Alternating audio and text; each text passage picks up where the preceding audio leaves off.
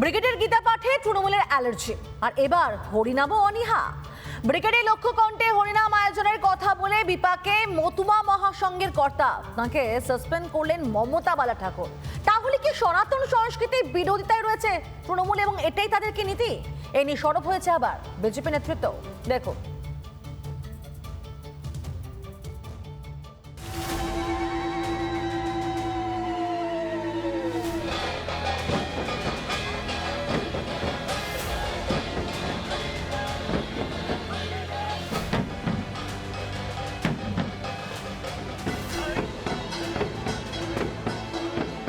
হরিনাম করেন মতুয়ারা।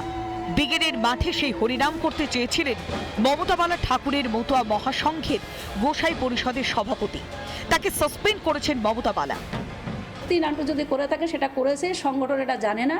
এবং আমি ইমিডিয়েটলি আজকে একমাত্র কথা হচ্ছে ওকে আমরা সাসপেন্ড করে দিচ্ছি, যে আমাদের সঙ্গে কথা না বলে এটা করেছে। নান্টুকে আমরা সাসপেন্ড করে দিচ্ছি, আমরা এক্ষুনি সাসপেন্ড করে দিচ্ছি। আমরা অল ইন্ডিয়া মতো মহাসংঘ সাসপেন্ড করছে ওকে।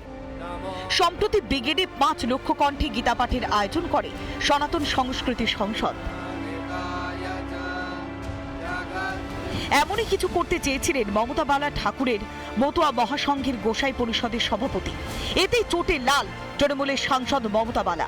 এইগুলো নিয়ে কোনো আলোচনা আমরা কিচ্ছু জানি না।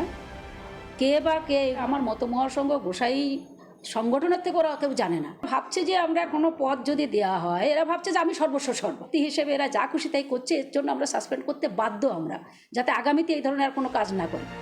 গীতা পাঠের ব্রিগেড থেকে দূরত্ব বজায় রাখেন মমতা ব্যানার্জি। এবার হরিনামে আপত্তি তৃণমূল সাংসদ মমতা বালা ঠাকুরের।